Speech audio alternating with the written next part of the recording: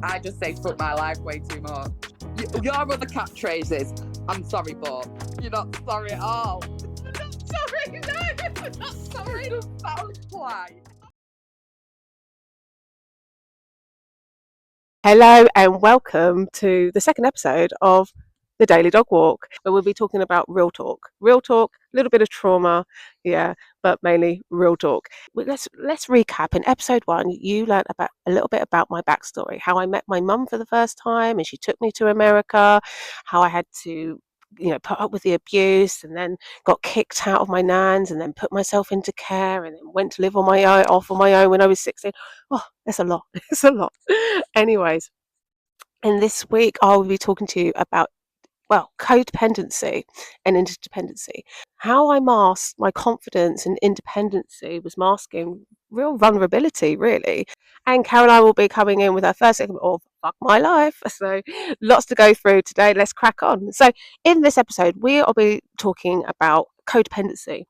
And this leans in really into how I had my mental break 5 years ago, because this is when I recognized how independent I used to be. I was so independent, I was so confident when I was younger, but really what I was doing, that independency, was masking vulnerability. That's what it was doing. And really, I wasn't, as I said to you before, I wasn't really dealing with things when I was younger. So let me explain. And I also really want to stress as well that despite the abuse that I've had from my mother, I forgave my mother a very long time ago, a very, very long time ago. And we've had relationships since in my grown-up life, okay? I don't hold hate in my heart for people. This is about my healing journey and how I dealt with that abuse, okay? Because even though I forgave her, it didn't hurt. The healing didn't come till much, much later, okay? Forgiveness doesn't heal things, unfortunately. Anyways, I just wanted to say that because that's really important. I think that's really important because even when I was younger, I had the same thoughts, I had the same feelings and the same thoughts. I forgave her a very long time ago. And this is why I've always been able to try and have a relationship with my mother. I mentioned in the first episode about the perception of me being a young person not automatically being bad. And I think that was stemmed from my village. In my village, there was nothing to do. And we used to hang out on the benches, on the wall, in the bus stop, in quite large groups we were quite large groups of kids. There was lots of us, and the perception from adults and some grown-ups was we were causing trouble, which we weren't causing. Well, maybe sometimes. Maybe sometimes. Look, we were Gen X kids, like we were teenagers in the 90s. We knew how to have fun. There was nothing else to do. You had to be creative about how you had fun. You know what I mean? And so we were hanging around, making lots of noise. Hanging around. And the perception was that we were bad kids, but we weren't bad kids. We were bored. There was nothing to do. We didn't have the internet. There was nothing to do at all, apart from the youth club on a Friday, which was really lame. You just used to get the youth workers coming outside trying to talk to us and coax us in, and we'd go in, and it was just really lame. It wasn't lame all the time, but anyways, we were just, but we weren't bad kids, and I wasn't a bad kid.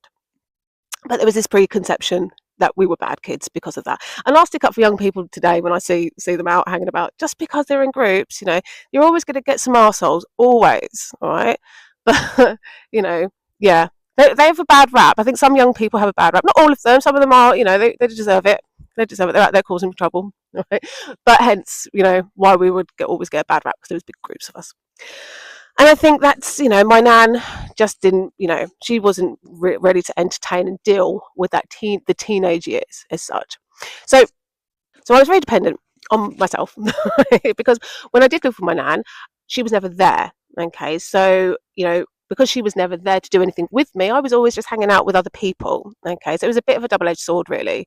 But that's the thing, when you have a perception and you're not really taking the time to actually get to know somebody, and you have what you want to take control of somebody, that's what I could see. And I was very mature for my age, and I could see these people just wanted to control me.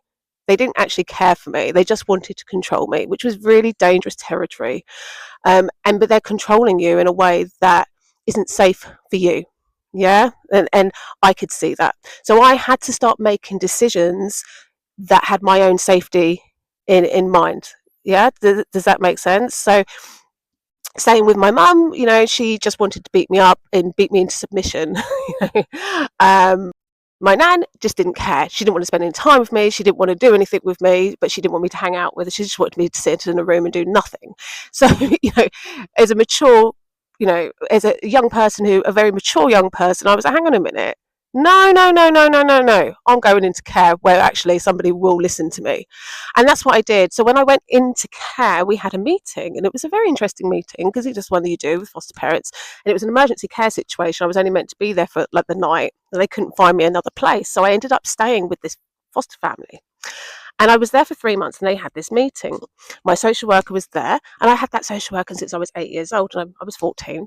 So she'd known me for a very long time. And I knew everybody. I was very, very personable. Everyone knew me in the social services office. I used to volunteer with social services, look after the younger ones. So I was very mature.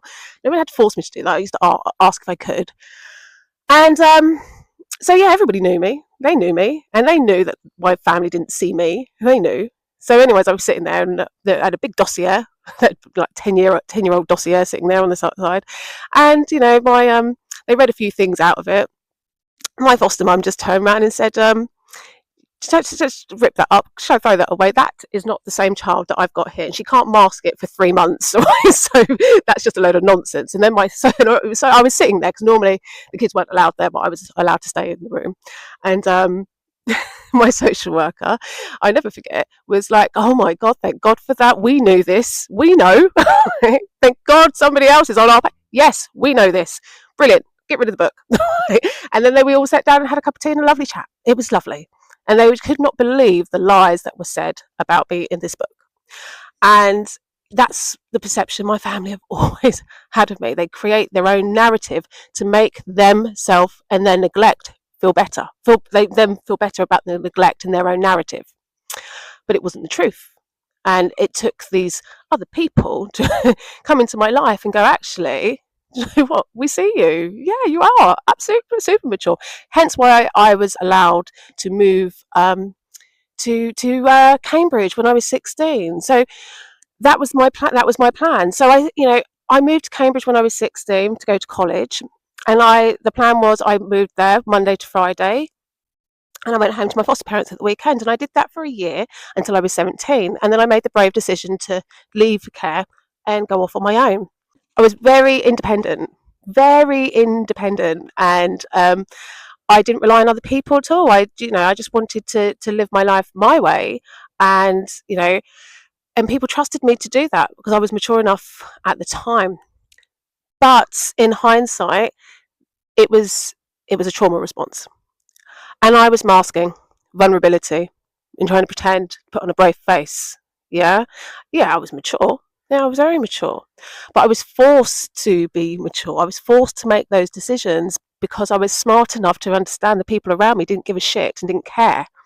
Yeah, so that was a trauma response, and it's only been the last sort of 5 years that I've understood that actually, that me being independent actually wasn't a good thing, because I got with my partner, who I'm still married to. We've been married for a very long time, and we've got 2 girls as well. And I got together with him when I was 18. And looking back at it now, he was my safe space. He was the support that I'd never had. And it wasn't codependency overnight. It didn't happen like that at all. It just happened gradually over the years, and over 30 years. It turned dangerous. That codependency went very, very dangerous, and I leaned in too much. But what I've learned, and this is what I've learned, in my recovery, space, is that over the last 5 years, that how to take control back, how to be that independent woman again, but also, that it's okay to be a little bit codependent. It is okay to be a little bit codependent, but you need to learn when to lean in. And not only that, it was, I put too much on one person, my husband, the person that I cherished. It wasn't fair to put that pressure on him. So now I have a really healthy balance. I've opened up my network. I've got my closest friends I have who we support each other, okay, and I know when to lean into them, and they know when to lean into me. So codependency is it's it's dangerous. It's really, really dangerous. And, it made me a very weak person at the end, because it changed me. It shaped me. And I didn't notice it happening. It was so, so gradual. And, I'm trying to think of specific examples of my codependency. And, it started with, I'd say like not picking up the phone, letting my husband always make the phone calls, for the big bills. Well, I used to do that all the time for myself.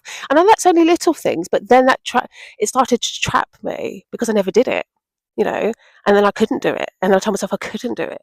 So, little things like that, started to make me dependent on him all the time. Whereas, when I was younger, I was this super independent person. So I really lost myself. And I know that's just a small example of codependency, but it was much bigger than that. It was much bigger than that. Whereas now my life is much different. Now I have I have my friends, I go, I wouldn't dream of, just dropping everything and just going off and spending time with, weeks away with my friends. I do that now. I didn't think I could. Now I do that. Now I have my own life, and I have a life that's separate, and that's okay as well. That's healthy to have in a marriage.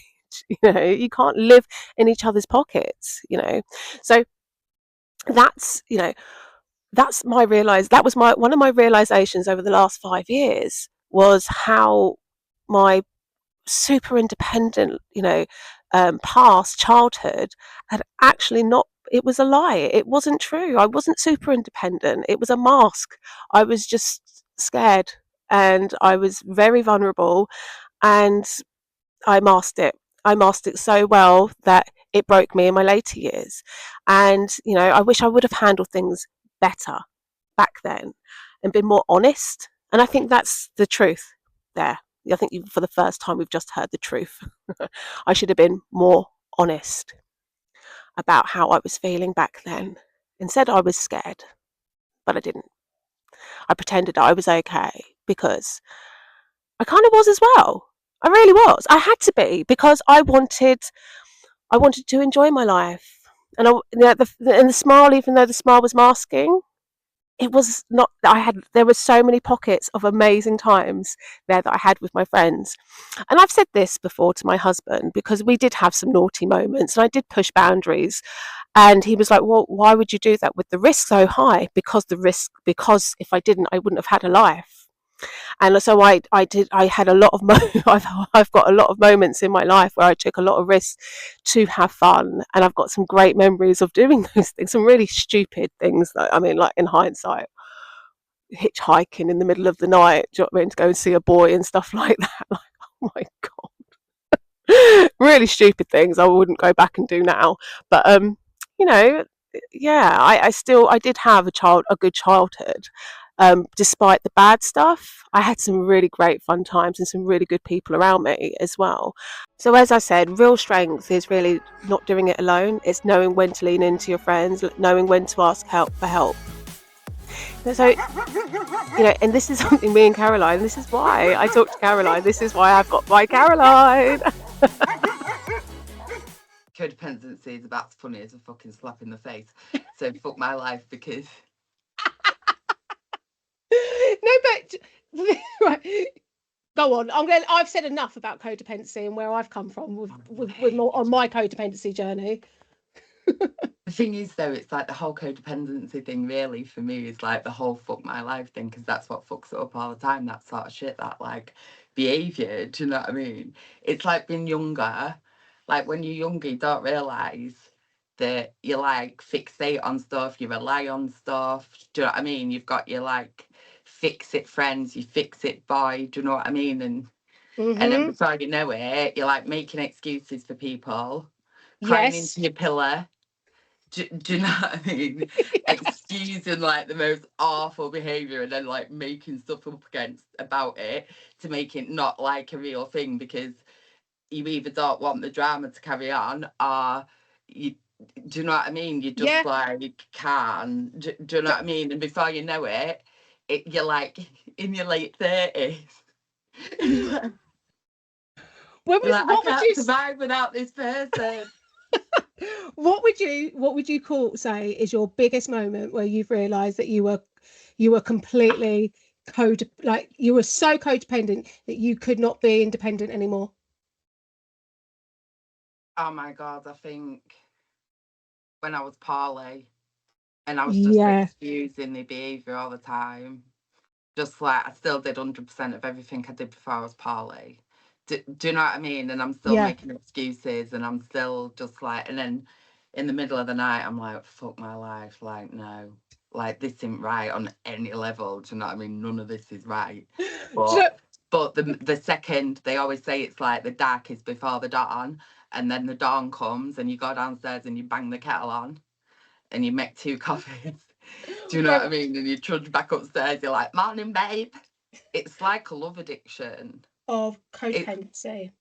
It's like a love addiction. It should be, I think stuff like that is like the root cause of like a lot of substance abuses and behavioural addictions, because it's like that love stuff and the relationship, the mind battering that you get when you can be codependent, or when you are codependent, right, is like, it's like an addiction in itself. To keep going through it, to constantly keep putting yourself through it, it's like just continuous cycles of addictive. I think you get used to it. It's the behaviour, you get used to it. Exactly. So exactly.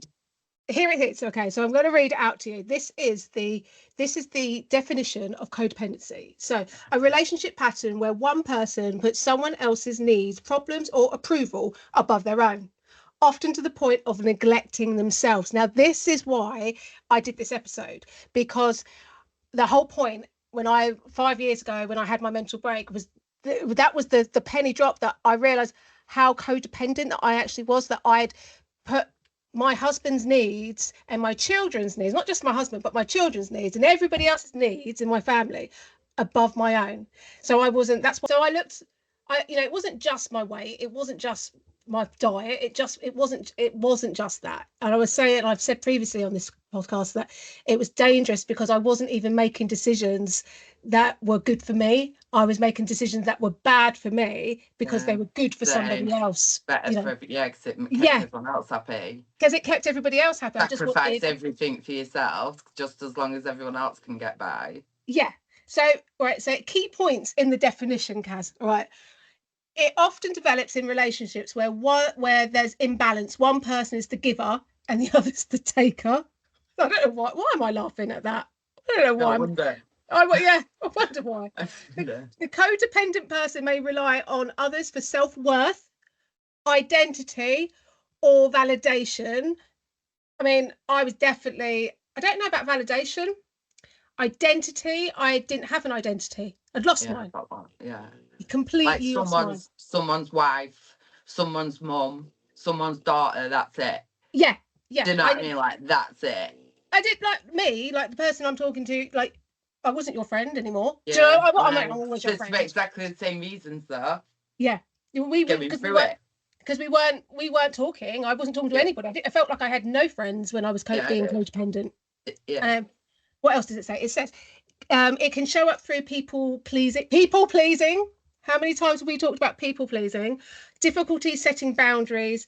And this is the biggest one for me. This is like, I am such the poster child for a codependent partner. Fear of rejection. Fear of rejection. Because that's why I do everything I do. Because of fear of rejection. I've got the biggest fear of rejection I have. So, Caroline, you were married, all right? And you're not, basically, you're not married now. I'm not married anymore, no. So that's kind of the first place we've got to start, really, that you were married. And when you were married, were you codependent? Yeah. Okay. So what's the difference now between like you that being married and not being married, like in your attitude? I literally don't care. Do you know what I mean? I don't know. I think the reality of like having an hysterectomy and going through like peri and into menopause means that one of the first hormones to drop out is your people pleasing one. Kids and adult.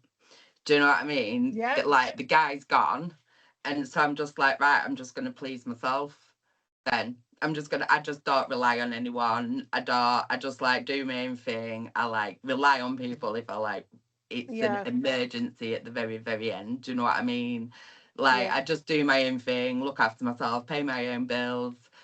Do you know, I just don't, I'm just more than happy to be in that position. I'd rather be in that position than I would to ever be made to feel or to ever feel like that again. I've like learnt my lesson, I suppose, around love.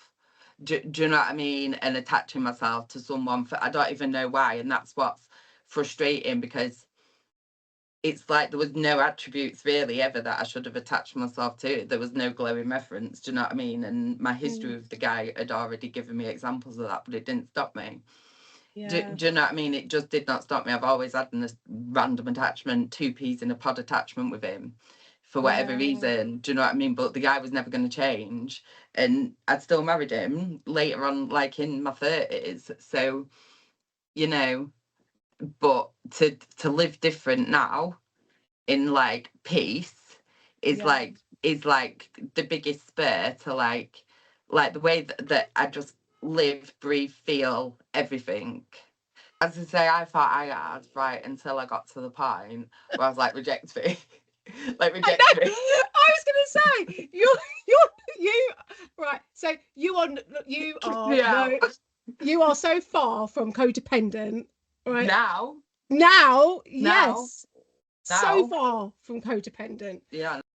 So that realization, that moment of realization where it is literally, I've been lying to myself all this time. This person just is not the person they want me to think that they are, and I'm doing all this stuff because no one else is doing it. And I am people pleasing because I know if I don't do it, no one else is going to do it. Yeah. No one gives a shit.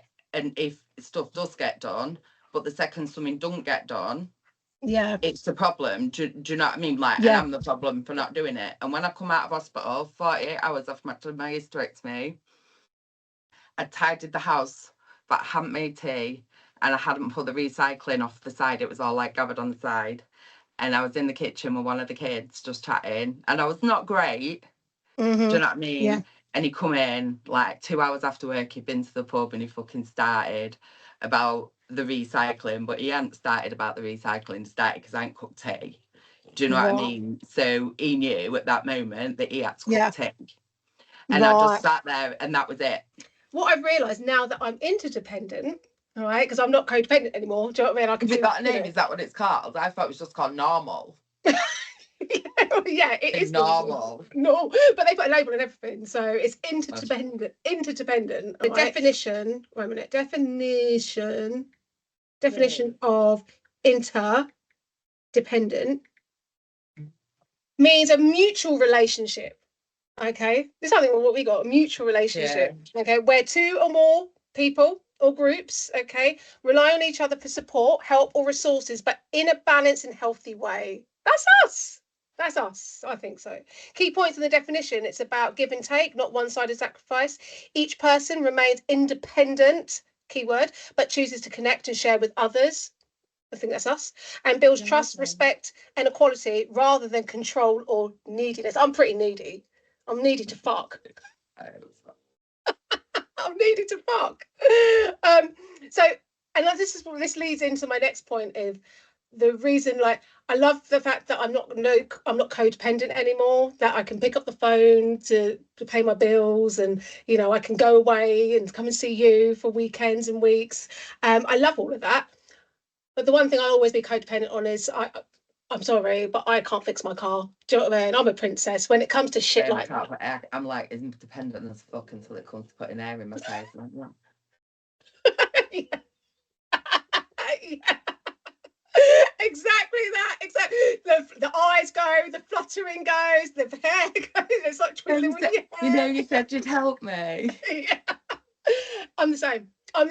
Anything to do with cars or there are other things. Anything, fix it. I'm actually pretty good at jobs as a whole, really. I could do without. Yeah, there's loads of things, but I'm pretty good with power tools unless I don't want to do it. Unless if it's too big in a job and I don't want to do it, then I'll pretend I can't use the power tools, even though I actually can. I've done it before. I've gone to like use a screwdriver and go, babe, I don't, and I've done it really stupidly on a ratchet screwdriver, even though I know how to use it, just so Pete can go, oh, for fuck's sake, give it here, or let me do it. Because I knew if I did it wrong, it would wind him up and he'd want to do it. So I'm sneaky like that. I am sneaky, but I'm a bit of a princess. Do you know what I mean? And I think Anything that's still heavy. healthy. They think you're as strong as them, right? And then they don't understand that you're gonna get hurt doing it. Fair enough, I can lift it and move it, but someone's gonna get hurt, and it's gonna be me. Yeah. Do you know what I mean? 100% it's gonna be me that loses a finger, or my back goes. It's like, Exactly. oh, just babe, help me just whip this double wardrobe up the stairs at a funny angle. Do you know what I mean? Yeah. That when it comes to all that shit, nah, I'm sorry, I don't. I ain't sharing that shit. Can we chase someone to come and help? Yeah, it's sharing that shit. So yeah, I think I'm healthy now because I can laugh at this stuff now. Do you know what I mean? But it's really dangerous, and that was the whole point of this podcast, because this episode, because that was my trigger, one of my triggers, realizing how fucking codependent I had actually become, to the point I couldn't pick up the phone, I wouldn't talk to my friends. And like now, look how far we've come. Look at you. Do you know what I mean? You've come out of your marriage, you're single and living on your own and completely dependent on yourself. Do you know? I think well done us. Definitely. Yeah, definitely. Well done. It is horrible. Do you know what I mean? It's like, it isn't easy, but it isn't easy either way. It isn't easy being codependent, but it's not been easy being not codependent. But like, at least you don't cry in the night. Yeah. Yeah.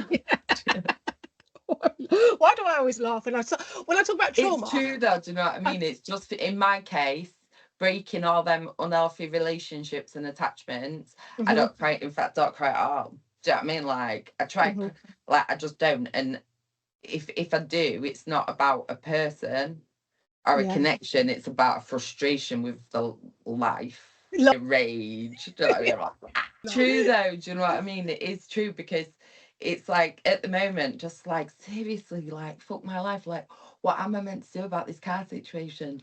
Like, but I'm like coping. You are coping. I'm not having a mental breakdown. And I am like not like being hysterical, and I haven't put everyone on 28 days notice that I'm going to be like a mess. Yeah. Do you know what I mean? So it is.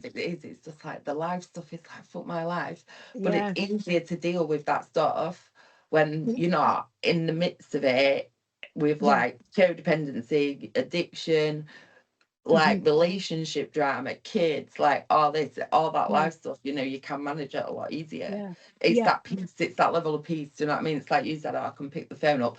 I can sometimes. I choose not to. I like that though. You choose not to. That's the difference. You can, but you choose not to. I like that. So next time we're going to go a little bit deeper, and we're going to talk about parenting and triggers, and how supporting our kids can often bring out our own stuff. Yeah. But if you have ever struggled with codependency or interdependency, please let us know your story. Tell us, share, because this is one thing that I've said previously. I think that we're all going through, having our own journey, and sharing with each other is the best way to know you're not alone. Okay, everybody's different. Everyone deals with things differently. Okay, and we're all in it together. All right. Well, anyways, we will see you on the next episode of the Daily Dog Walk. Bye. I just say fuck my life way too much. Your other catchphrases, I'm sorry, but you're not sorry at all. Not sorry, no, not sorry. That was polite.